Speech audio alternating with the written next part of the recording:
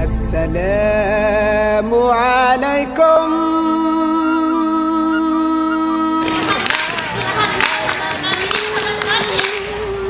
Who could have imagined it? Life in the land called Aceh was steeped in hatred and intractable violence, full of sorrow. Then, in a flash, it was over. Life in Aceh has become normal, peaceful, and harmonious.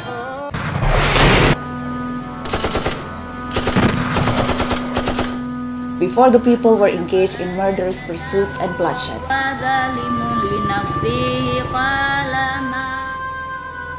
But now they live side by side, protecting each other, striving for mutual trust. Yet this region at the far end of Western Indonesia is a place with complicated history, a place of turbulence, where times of pride and dignity are tainted with sorrow and tears.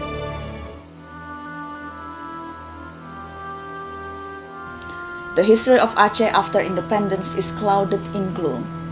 Political resolve and collective dignity mounted, along with a sense of injustice that resulted from numerous Indonesian government policy, driving the people of Aceh to Aceh Freedom Movement, which resulted in a 30-year armed conflict.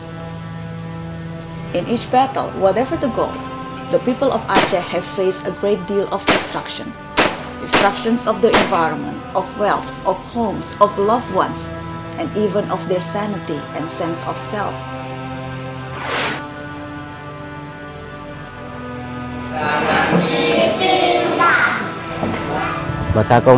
During the conflict, it was incredibly difficult for us here to go about our daily activities as teachers.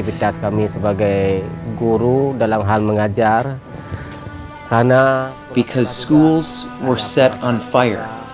Ours too was burned, and no one was held accountable. When the kids would hear the sound of weapons, they'd run inside. At school too, there'd be someone who'd come from GAM. Sometimes they'd come just with their weapons, and we were already terrified. There'd be lots of questions. Who came? From this side, sometimes from that side. Those questions were the hardest for me to answer. We were so scared. Teaching was forbidden in Aceh. We were forced to teach the kids in places like prayer rooms and mosques. We hardly knew what to do. If you ask which side wanted war, no one wanted war. But because of historical exploitation by Indonesia, the Acehnese reacted to defend themselves and their land. I remember when Professor Norden met with his students. He asked, "How much is given to Aceh?" "Not sure," his students responded. "The fact is that Aceh gets only 0.36%. That means not even 0.5% for the Acehnese."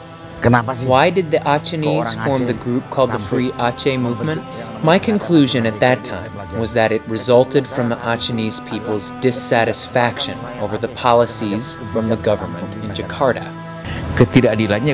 Economic inequality. Aceh is rich in natural resources, but Aceh itself doesn't receive a very large portion of that for its own development, meaning that a lot of their wealth is taken away. Additionally, attention from the central government is sorely lacking. That is what aroused anger in Aceh. And finally, there was a political movement to free Aceh from Indonesia.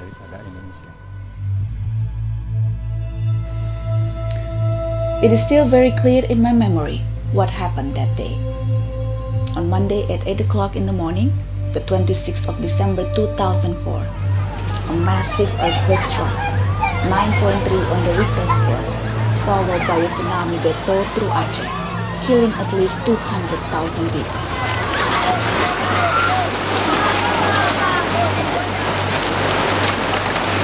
Dengan keterbatasan alat, keterbatasan SDM, keterbatasan tenaga, kami tetap berusaha untuk mencarikan. Kami memutar kaset satu demi satu untuk bisa menemukan di mana, karena kami beban, Pak, kami beban moral, kami Itu sudah tayang di Metro. Mereka bilang itu tayang di Metro, anak saya selamat. Tolong beritahu kami di mana anak kami. I had never seen before such distractions, or felt such heart-rending sorrow.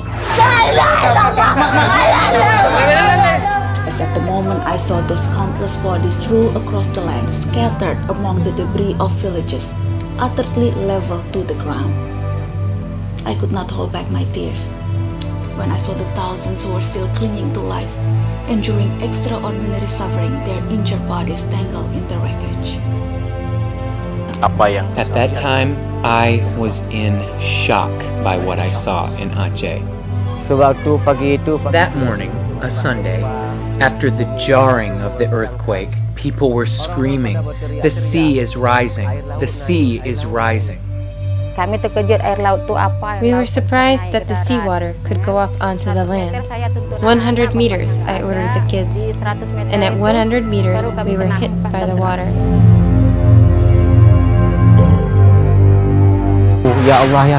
Oh my God, the water rose as high as the coconut trees. We ran. There was no time to save anything.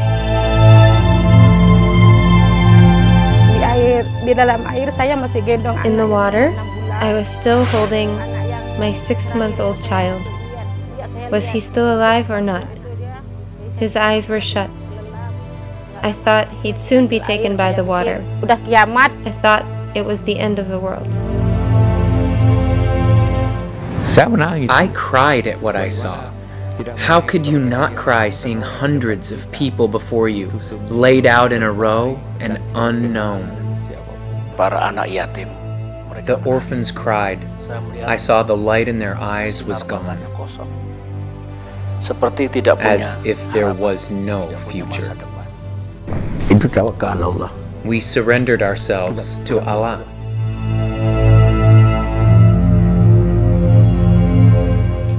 After all of that turbulence, in an instant, a tsunami brought Aceh to its knees. The catastrophe of such magnitude drew the attentions of all the people of Indonesia and the world toward Aceh. The citizens of Indonesia of all ethnic groups from across the archipelago came forward to lend a hand, their hearts filled with compassion. A remarkable solidarity took root among the people all over the world.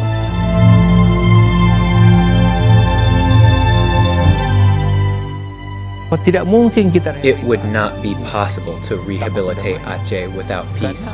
Thousands of people were coming from within Indonesia and abroad, and if even one person were shot or missing, surely aid would have ceased.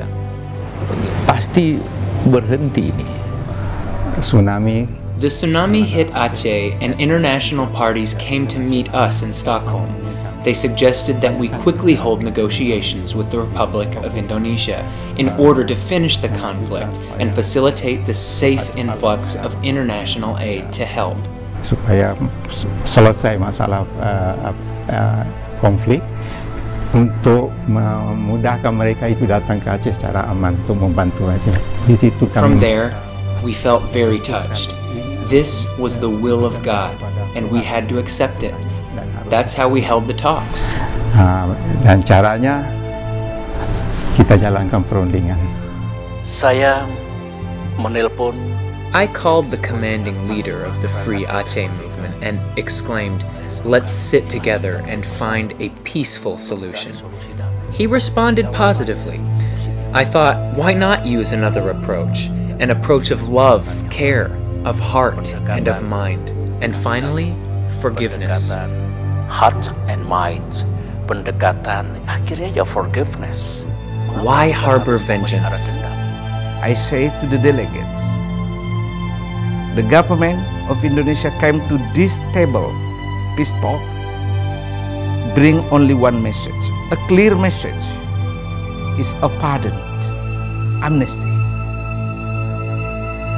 If we can talk, the government offer amnesty, which is a good vehicle for reconciliation. This step had to be taken together. Tsunami victims and reconciliation both needed solutions. President Ahtisaari of Finland, the one who mediated us, say, Mr. Awaludin, can you elaborate what do you mean by amnesty. And I say amnesty means a pardon. From legal point of view, we have a mechanism, constitutional mechanism to pardon people. Gentlemen, delegates of the Aceh movement, the first thing the government will provide after signing the peace agreement is amnesty, which means all of the criminal charges will be dropped. All of the prisoners and detainees, Acehese prisoners, will be released. And those Acehese people who are outside the country can come back as Indonesian people with dignity. And remember, the main principle of the peace talk is dignity for all. And after elaborating the idea of amnesty, I saw Mr. Malik Mahmud's face. All of a sudden, look so happy. Look so happy. On that day, it was decided in Helsinki, because we had direct communication with the people. We thanked God and prayed in tears.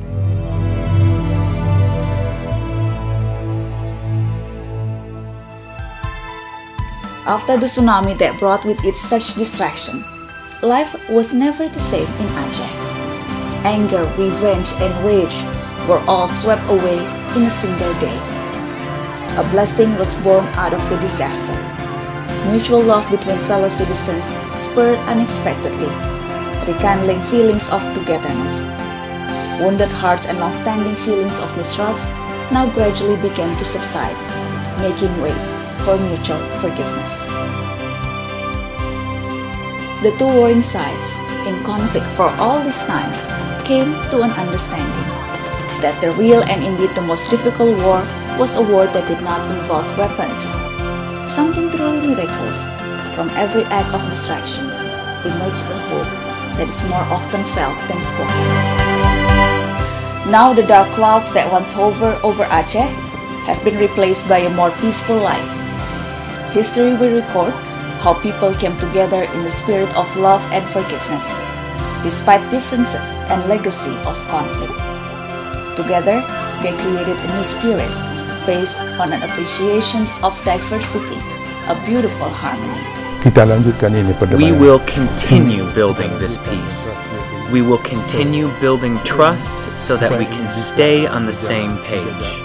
Saya punya keyakinan bahwa dengan dua agenda besar, I have faith that with two agendas in developing post-tsunami Aceh, strengthening the economy and post-conflict reintegration, that trust and togetherness will return, and Aceh will change. Bersama saudara, maka Aceh akan berubah. All of a sudden, this hostility ended and started to be a moment of truth for the people of Aceh. Reconciliation was in place, peaceful relation between the two conflicting parties was in place, thanks to the feeling of love and forgiveness by both parties. Today, the vertical conflict between GAM and the Indonesian government is mostly just a memory. But the violence of the past still threatens to erupt in the new struggles for power, as the habits of peace are only built over time with great patience. The spirit of love and forgiveness must be constantly nurtured to maintain peace.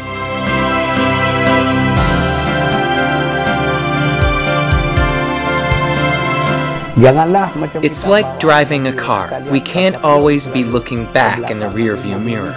We have to look forward, and only occasionally look back, in order to not repeat past mistakes. Stop war and build a healthy society. Compared to before, things are 1,000% better now. We're enthusiastic to work, be it cutting grass or going out to the rice paddies.